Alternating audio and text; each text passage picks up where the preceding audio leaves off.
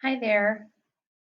So in class today, we started reading chapter 3.3 about Mesopotamian innovations and contributions. So I know that it's sometimes hard to follow along at the pace that I'm going in class, so I wanted to have a read aloud of the chapter and then go over the notes again together so you can follow along at your own pace and stop the video if you need to in order to fill out your notes. So I'm going to go ahead and read the chapter sections aloud and then go over the notes. And then while I'm reading the chapter, you can follow along by highlighting or making notations of anything that you missed while we were in class. And then again, pausing the video to write in your notes or type in your notes. So this chapter is about the innovations and contributions made by Mesopotamians. So basically what that means is things that they invented or developed that contributed to or influenced future civilizations. So we only are reading Explore sections 6, 7, and 8. And our notes are the essential question for our notes for chapter 3.3 is how did Mesopotamian cultures or cultural innovations influence future civilizations? So we're going to go ahead and read Explore section 6. And like I did in class, I went over the questions first in my notes before we started reading so I knew what to look for. So again, the law of the land, how did Hammurabi's code impact life in Mesopotamia? So again, that idea of laws, creation of laws was one innovation that was made by the Mesopotamians that helped future civilizations. So we're going to skip this Mesopotamian innovations and contributions idea web. So we're going to skip down to the text and I'm going to begin. You can follow along and highlight. I'm going to use the cursor so that you can follow along. Remember that we are at English reading level B. So if your text looks different than mine, it's probably because it's at a different level. So you want to find the language tab and change it to English reading level B. Okay. In the winter of 1901 to 1902, French archaeologists made an exciting discovery. While digging in Susa, Iraq, they uncovered a huge block of stone covered with writing. The writing was the earliest complete law code in human history. This code would come to be known as the Code of Hammurabi. Hammurabi was a Babylonian king. Experts believe he ruled in the 1700s BCE. So that's that's thousands of years ago, not 1700s, like a few hundred years ago. This is before Common Era. He was a powerful military leader who greatly extended the size of his kingdom. He was also a clever and hands-on ruler. Hammurabi built a strong central government. He personally managed tasks such as building, irrigation, and tax collection. However, he is most well known for the code of law he created. Remember that when you see words that are in blue, you can click on them and that will bring you up to a new pop-up that gives you more information about that topic. So you can see this picture is one of the stone tablets that was discovered by archaeologists. Mesopotamians did not think that the king himself created the Code of Hammurabi. They believed that the laws were given to him by Shamash, god of the sun, who was also the god of justice. Experts believed that Hammurabi's code is a record of the legal decisions Hammurabi made while he was king. These decisions were based on old Sumerian laws that had existed for centuries. No written record of those laws has been found. So we know that experts believe that Hammurabi was one of the, or he was the first king, as far as we can tell, that wrote laws down, had them written down or written in stone, but that those laws, some of those laws did exist before Hammurabi, okay, but they just weren't written down, or at least they couldn't find any. It is believed that copies of the law code were placed in important locations throughout Babylon. That way, people would know the law and be aware of their rights. Most parts of life were covered by different sections of the code. Okay, so we finished the explore section 6. Okay, so again, at the bottom, you can read more about King Hammurabi. You can also see a picture of the actual stone carving with King Hammurabi's laws. So I'm going to click on next to go to explore section 7, which is next. But I'm going to go to my notes, and I'm going to go ahead and show you what should be in your notes, which was what we did in class. So you may already have this, but you might want to just check what you were able to type in your notes during class. So who was Hammurabi? Hammurabi was a Babylonian king. Describe the type of leader that Hammurabi was. He was a powerful military leader, clever and hands-on ruler, built a strong central government, managed tasks such as building, irrigation, and tax collection, most well known for the code of law he created. Who did Mesopotamians believe created the code of Hammurabi? Created by Shamash, the god of the sun, also associated with justice. So they believed that the god of sun and justice, Shamash, actually created the code of Hammurabi and called upon the king, or King Hammurabi, to create these laws and enforce the laws. Where are the copies of the code placed? Copies of law code were placed in important locations around Babylon, so people were aware of the laws and their rights. So now we're going to move on to explore section 7 about Hammurabi's code. So I'm going to go back to the reading, and I'm now on explore section 7. What laws were contained in Hammurabi's code? The Code of Hammurabi established the law of the land. It covered many matters, including marriage, stealing, hitting someone, and debt.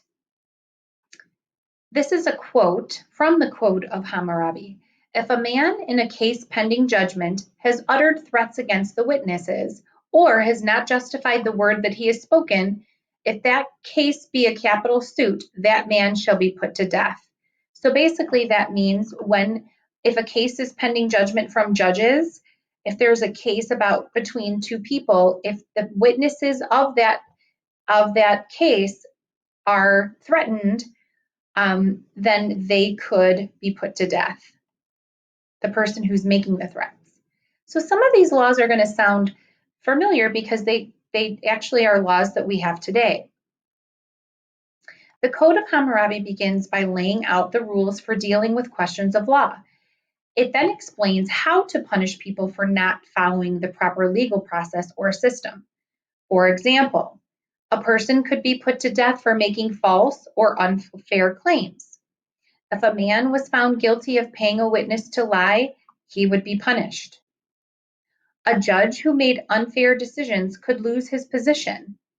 If the case included a money settlement, he would have to pay 12 times the amount owed by the guilty party.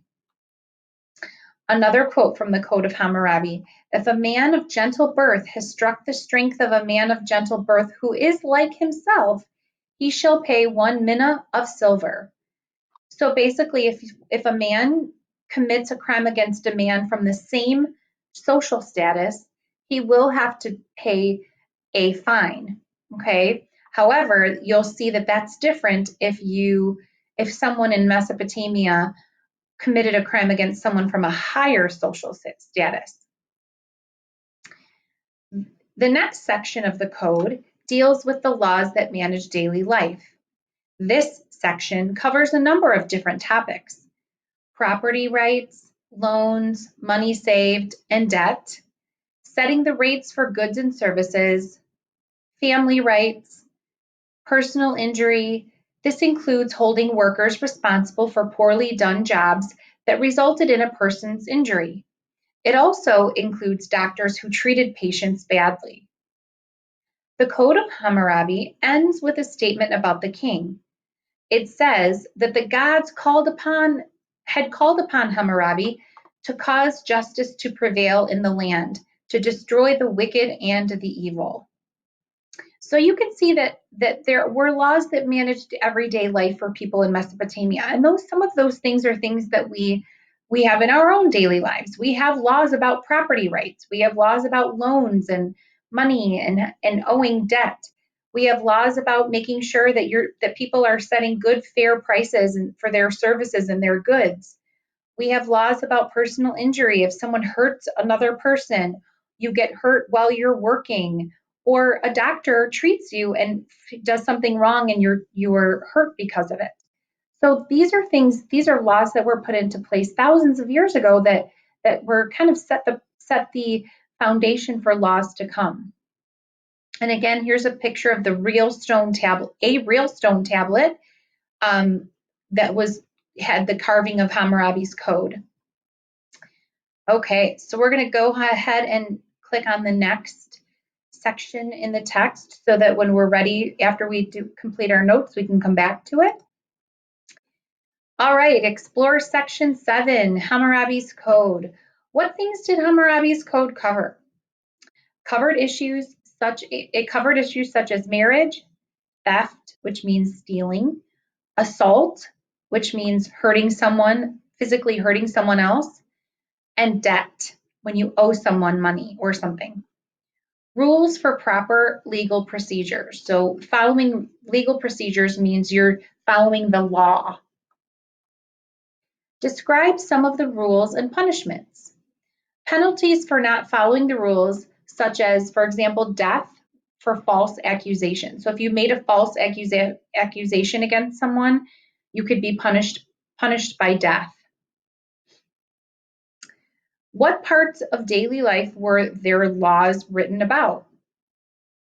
Property taxes, loans, money saved and debt, setting the rates for goods and services, family rights, and personal injury.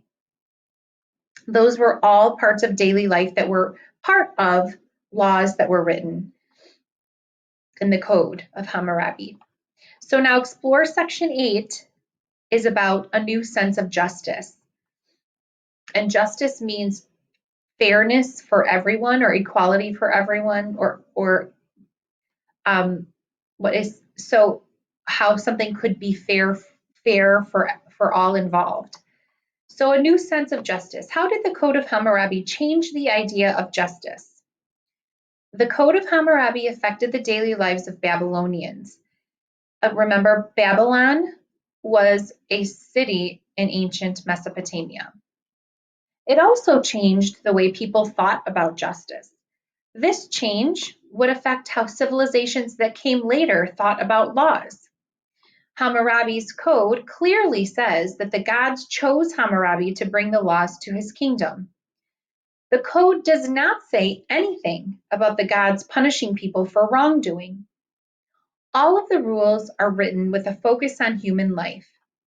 The punishment for breaking rules comes from the human system of laws. The code moves the burden of justice from the gods to a place of human control. So that means that in the Code of Hammurabi, the text, the tablet that had things written on it, talks about how the gods believed or gave Hammurabi the laws to share. But the code does not say anything or did not include anything from the gods about how to punish people for things they did wrong. So those law or rules or punishments for breaking the rules came from humans, not the gods. Clear rules, clear punishment. Hammurabi's code lays out a clear system of laws and punishments. These laws protected innocent people who had been harmed. They also prevented criminals from being given a punishment that did not fit their crime. For example, under the code, a thief might have his own property taken away instead of being put to death. The idea is that the punishment should be fair. The punishment should match the crime. Today, this idea is known as an eye for an eye. The code made laws the same throughout the land. Even so, a person's social level made a difference in how justice was handled. There was a greater punishment for striking a man of a higher social class than there was for striking a man who was equal to you. The code also protected the Babylonian people from unfair rulers and judges. Before the code, there were no set systems or punishments. Rulers and judges' decisions were often not the same. There was no help or choice for people who believed that had been treated unfairly. Hammurabi's code made the system of laws fair and steady. Rulers and judges could be punished for making unfair decisions. Laws were written in stone. They were put in several places for people to see. Anyone who could read could understand the laws. This is another piece of text that comes from the Code of Hammurabi.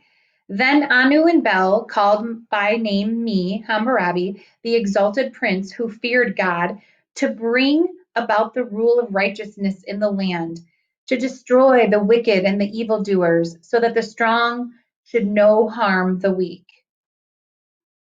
So Anu and Bel are gods, the gods that appeared or called to Hammurabi to say, you must be the person to bring about these rules to destroy evildoers and wicked. Lasting effects. The idea that all people were bound by one common set of laws is called the rule of law. This was a new concept in Mesopotamian culture. Hammurabi was not just interested in gaining power, he wanted his people to enjoy peace and success. Hammurabi's code specifically spoke about protecting the weak and helpless. This included children whose parents had died and women whose husbands had died. The code also protected people who could not help themselves. Such people might have been poor, weak, and powerless.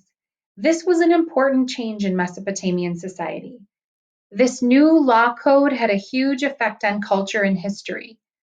This new way of thinking about justice can still be seen in our modern laws. Mesopotamia was a rich and fertile land.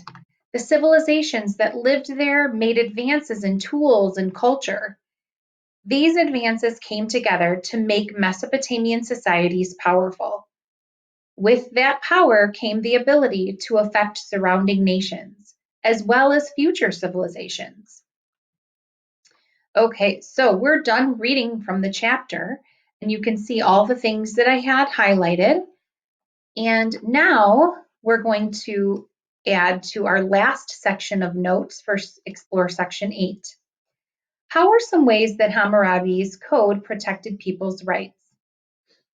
So the Hammurabi's code protected people from unfair rules and judges, protected innocent people who had been harmed.